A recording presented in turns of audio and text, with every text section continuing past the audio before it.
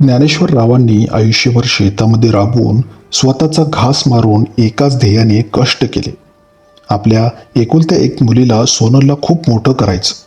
सोनल ही दिसायला सुंदर होती आणि अभ्यासामध्ये देखील हुशार होती. तिच्या प्रत्येक हट्टापुढे आई वडिलांनी नेहमी स्वतःचे डोळे मिटले आणि तिला शहरातल्या मोठ्या कॉलेजमध्ये शिक्षणासाठी पाठवलं. पण शहरात गेल्यावरती सोनलच्या आयुष्यात विक्रम नावाचा मुलगा आला. विक्रम दिसायला रुबाबदार पण व्यसनी आणि उधळ्या आणि आळशी प्रवृत्तीचा होता. त्याला सोनलच्या प्रेमापेक्षा ज्ञानेश्वररावांच्या शहराला लागून असलेल्या तब्बल 5 एकर बागायती जमिनीची आणि त्यांच्या मोठ्या घराची जास्त भुरळ पडली होती. विक्रमच्या प्रेमाच्या नशेमध्ये सोनल पूर्णपणे आंधळी झाली होती. तिला आपल्या आईवडिलांचे निष्पाप प्रेम आणि कष्ट हे आता तुच्छ वाटू लागले होते. एक दिवस विक्रमने सोनलचे कान भरले. हे बघ सोनल, तुझे आई वडील आता म्हातारे झाले आहे. जमीन जर तुझ्या नावे झाली नाही तर पुढे जाऊन ते कोणालाही दान करून टाकतील.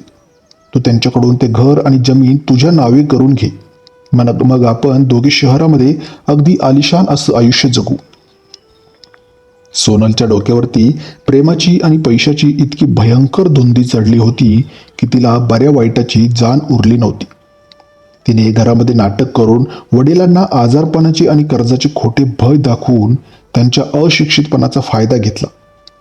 बँकेच्या कागदावर सही आहे असे सांगून तिने त्या 5 एकर जमिनीचे आणि घराचे हक्कसोडपत्र स्वतःच्या नावे करून घेतले. आणि कागदपत्रे हातामध्ये येतात सोनल आणि विक्रमने आपला खरा आणि क्रूर चेहरा दाखवला. एका शनिवारी संध्याकाळी सोनल विक्रमला सोबत घेऊन घरी आली. तिने ज्ञानेश्वरराव आणि पार्वतीबाईंच्या हातात त्यांच्या जुन्या कपड्यांच्या पिशव्या टेकवल्या. ज्ञानेश्वररावांनी घाबरून विचारले, बाळा सोनल, हे काय आहे आणि हा मुलगा कोण आहे? सोनलने अजिबात दया न दाखवता कडक आवाजात म्हटलं, बाबा, मी विक्रमशी लग्न केले आहे आणि हे घर आणि ती 5 एकर जमीन आता पूर्णपणे माझ्या नावे झाली आहे. मला तुमच्या या जुनाट विचारांसोबत आणि गावरान अवतारासोबत राहायचं नाही. तुम्ही दोघांनी आजच्या आज हे घर खाली करून निघून जायचं. पार्वतीबाईंच्या तर पायाखालची जमीनच सरकली. त्या रडत रडत सोनलच्या पाया पडल्या. म्हणाल्या, मुली, हे काय बोलतेस? तुझ्यासाठी तुझ्या बापाने आयुष्यभर स्वतःच्या शरीराचं रान केलं. आम्ही या वयात कुठे जाणार? पण विक्रमने पुढे होऊन त्या वृद्धांना जोरात ढकलले आणि ओरडला, अहो म्हाताऱ्यांनो, नाटकं करू नका. आता हे घर आमचं आहे. अंगावरच्या कपड्यांशी बाहेर व्हा, नाहीतर पोलिसांना बोलावून हाकलून देईन. सोनलने स्वतःच्या हाताने आपल्या सख्ख्या आईवडिलांना दरवाजाबाहेर ढकलून ताडकन दार बंद करून घेतलं. त्या रात्री पावसामध्ये ज्या आईने तिला जन्म दिला आणि ज्या बापाने तिला खांद्यावरती खेळवलं, ते दोघे वृद्ध रस्त्यावरती रडत कुडकुडत उभे होते. ज्ञानेश्वररावांचं काळीज पूर्णपणे तुटलं होतं. त्यांनी हात जोडून आकाशाकडे पाहिलं आणि त्यांच्या तोंडून फक्त एवढंच निघालं, देवा, ज्या मुलीसाठी मी आयुष्य वेचलं तिनेच माझ्या पाठीमध्ये सुराखू बसला. शहरातल्या एका दूरच्या नातेवाईकाने त्या वृद्धांना आपल्या घरी छोटीशी जागा दिली. ज्ञानेश्वररावांनी उदरनिर्वाहासाठी वयाच्या 65व्या वर्षी एका वॉचमनची नोकरी सुरू केली आणि पार्वतीबाई लोकांच्या घरी धुनी भांडी घासण्याचं काम करू लागल्या. पण म्हणतात ना, कर्माचा फेरा कधीच कोणाला सोडत नाही. सोनल आणि विक्रमने ती 5 एकर जमीन एका बिल्डरला विकून करोडो रुपये मिळवले. आलेला पैसा पाहून दोघांचा अहंकार आता मात्र गगनाला भिडला. त्यांनी शहरामध्ये एक मोठा बंगला घेतला, महागड्या गाड्या घेतल्या आणि रोज पार्ट्या करायला सुरुवात केली. पण अन्यायाने आणि आई वडिलांच्या तळतळाटाने आलेला पैसा हा कधीही टिकत नाही. 2 वर्षातच विक्रमचं खरं रूप बाहेर आलं. तो सोनलचे सगळे पैसे जुगारात आणि दारूमध्ये उडवू लागला. सोनलने विरोध केला की तो तिला बेदम मारहाण करायचा. विक्रमने सोनलच्या सहीचा गैरफायदा घेऊन त्या बंगल्यावर आणि गाड्यावरती कोट्यवधी रुपयाचं कर्ज काढलं आणि सगळे पैसे उडवले. अखेर एका रात्री विक्रम सोनलचे उरलेले सोन्याचे सगळे दागिने आणि रोख रक्कम घेऊन दुसऱ्या एका मुलीसोबत पळून गेला. दुसऱ्याच दिवशी बँकेचे अधिकारी आणि पोलीस सोनलच्या बंगल्यावरती धडकले. त्यांनी संपूर्ण बंगल्यावरती जप्ती आणली आणि सोनलला एका कपड्यात घराबाहेर हाकलून दिलं. ज्या सोनलने आपल्या प्रियकरासाठी आई वडिलांना रस्त्यावर आणलं होतं, आज बरोबर त्याच नियतीने तिला त्याच रस्त्यावर भिकारी बनवून उभं केलं होतं.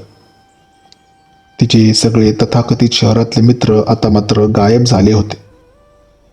सोनलजवळ खायला अन्नाचा एक कण नव्हता. ती 2 दिवस उपाशी रस्त्यावरती फिरत होती. पश्चातापाच्या आगीत तिचे मन जळत होतं. तिला समजत होतं की आज आपण ज्या नरकात जगत आहोत ते दुसरं काही नसून आपल्या आई वडिलांच्या अश्रूंची आणि तळतळाची फळं आहेत. लाचारी पोटी आणि पश्चातापाने सग्ध होऊन सोनल भटकत भटकत तिच्या आई वडिलांचा शोध घेत त्या दूरच्या वस्तीमध्ये पोहोचली.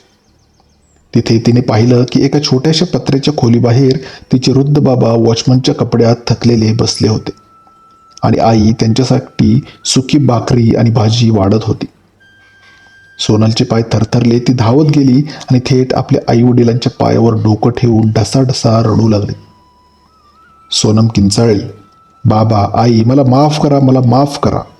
मी त्या नरधमाच्या प्रेमात आंधळी झाले होते. मी तुमचा विश्वासघात केला. तुम्हाला रस्त्यावर आणलं, पण देवाने मला माझ्या कर्माची शिक्षा दिली. तो विक्रम मला रस्त्यावर आणून पळून गेला.